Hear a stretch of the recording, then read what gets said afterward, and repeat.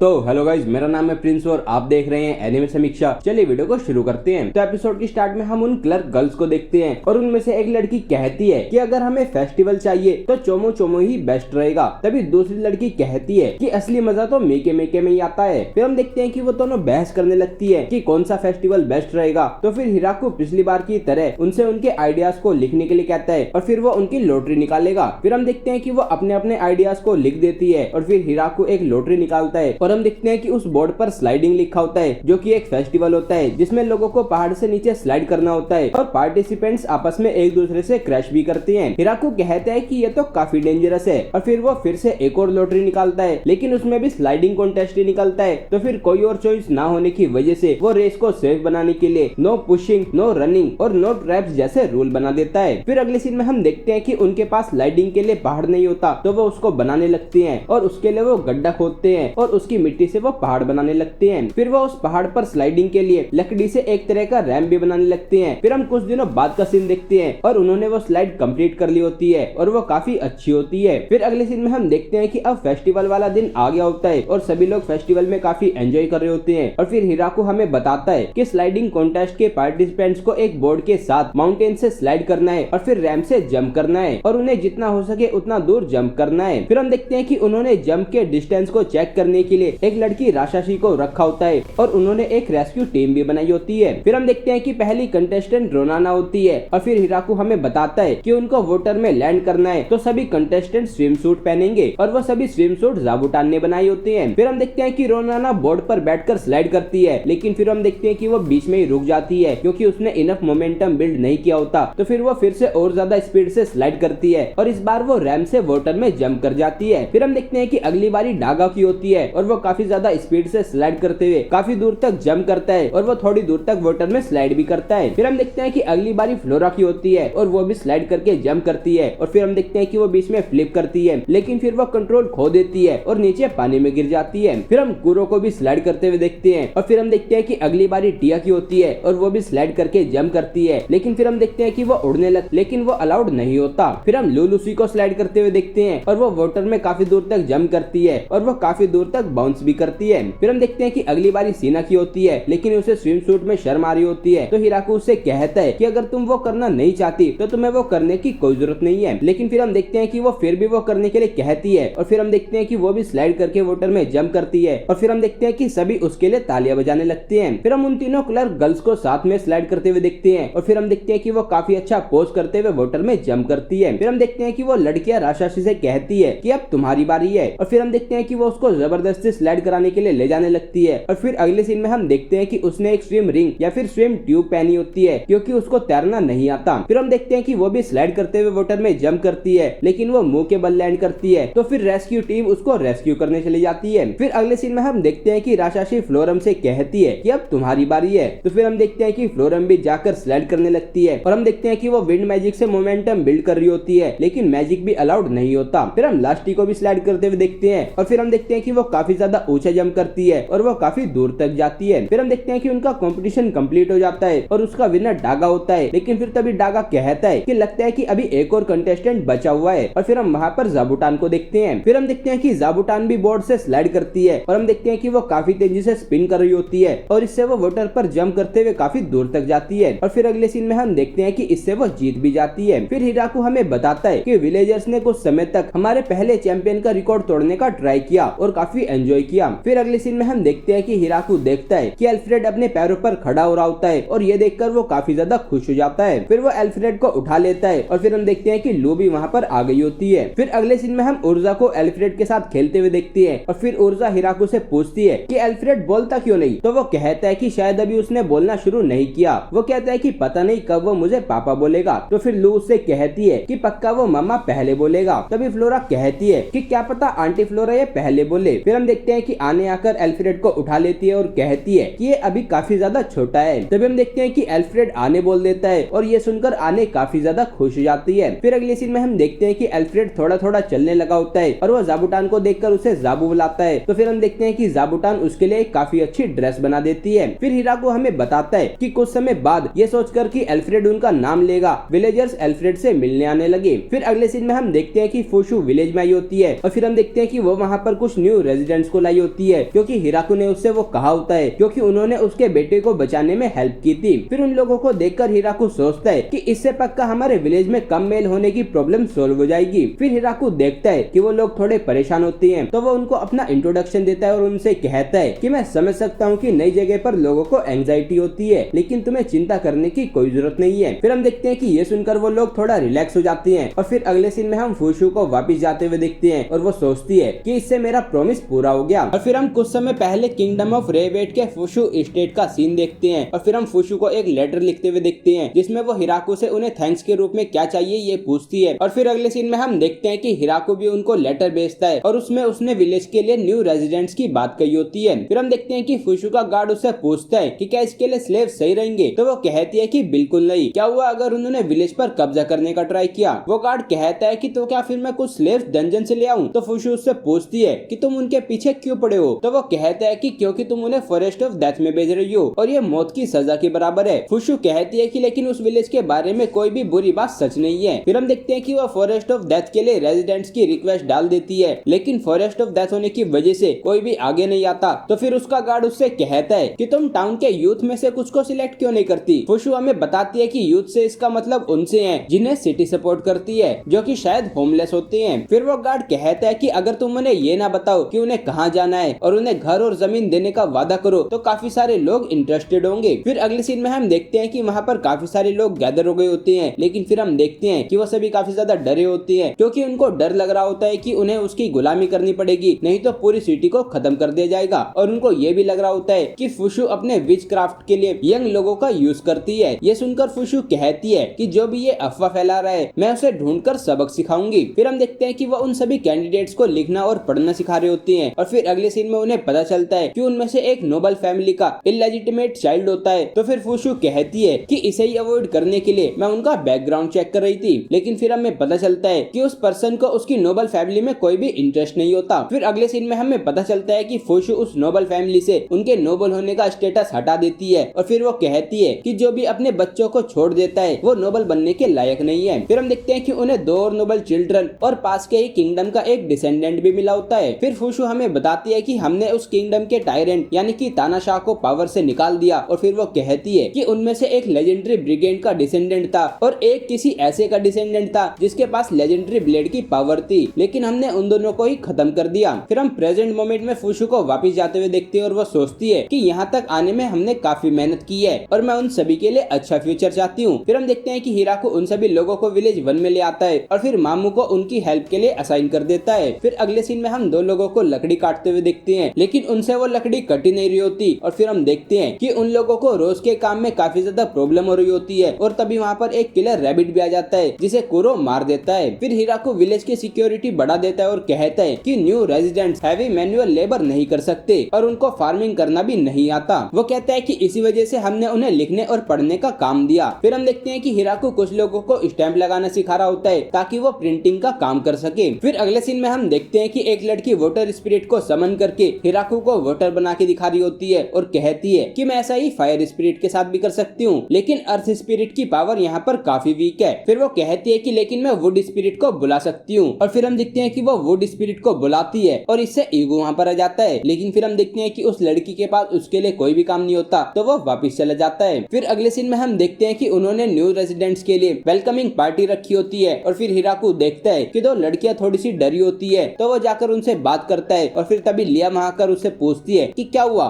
तो फिर हिराकू उसे बताता है कि इन्हें लगता है कि हाइयर्स मैन ईटर है और वो यंग मैंस को अपने साथ ले जाती है। लिया उन्हें बताती है कि ऐसी कहानियां हमारे लोगों की कुछ छोटी ट्राइब से आती है, लेकिन हम उन जैसे बिल्कुल नहीं है। फिर वो कहती है कि वो पकड़े गए, इससे पता चलता है कि वो कितने कमजोर है। फिर हम देखते हैं कि वो पार्टी शुरू करते हैं और फिर हम देखते हैं कि लू एक लड़की को अपने साथ ले जा रही होती है तो हिराकू उसे पूछता है कि क्या हुआ। तो लू उसे बताती है कि इसे थोड़ी मेडिकल अटेंशन चाहिए और फिर हम देखते हैं कि वो ऊर्जा को भी अपने साथ ले जाती है। फिर हम देखते हैं कि वो तीनों रूम से बाहर आ जाती है और ऊर्जा के पास एक काफी बड़ी स्वॉर्ड आ गई होती है। फिर अगले सीन में हम देखते हैं कि लास्टी और हाकुरन हिराकू के पास आती है और पूछती है कि क्या तुम उस लड़की को जानते हो। तो हिराकू कहता है कि नहीं और पूछता है कि क्या तुम उसे जानती हो। तो हाकुरन कहती है कि वो बार बार हमारी तरफ देख रही है। तभी लास्टी कहती है कि मेरे ग्रैंडफादर ने मुझे एक स्टोरी सुनाई थी। वो कहती है कि कुछ लोग थे जिन्होंने ड्रैगन का ब्लड पी लिया था और उनके डिसेंडेंट्स को ड्रैगन मेडन कहा जाता है। हाकुरन कहती है कि इसका मतलब कि शायद वो हमें सेंस कर सकते हैं और शायद उनके बैक में भी स्केल्स होते होंगे और वो एंग्री ड्रैगन को शांत कर पाते होंगे। लास्टी पूछती है कि कैसे, तो हाकुरेन कहती है कि शायद वो गाना गाते होंगे। फिर हम देखते हैं कि वो दोनों सीधा उस लड़की से बात करने चली जाती हैं और उससे कहती है कि हम ड्रैगन्स हैं। फिर हाकुरेन उससे पूछती है कि तुम कौन सा गाना गाती हो। तो फिर हम देखते हैं कि ये सुनकर वो लड़की कंफ्यूज हो जाती है। फिर सीन चेंज होता है और हम हवा में एक फ्लाइंग कैसल देखते हैं और फिर हम उसके अंदर शायद एक वैम्पायर या फिर एक डीमन को देखते हैं जो कि उन सभी को देख रहा होता है और फिर एपिसोड यहीं पर एंड हो जाता है। तो गाइस ये था episode 10 of the farming life in another world season 2। अगर आपको ये वीडियो पसंद आई तो वीडियो को लाइक कीजिए, चैनल को सब्सक्राइब कीजिए, प्रेस कीजिए बेल आइकन को। मैं मिलता हूँ आपसे अगली वीडियो में। Thank you.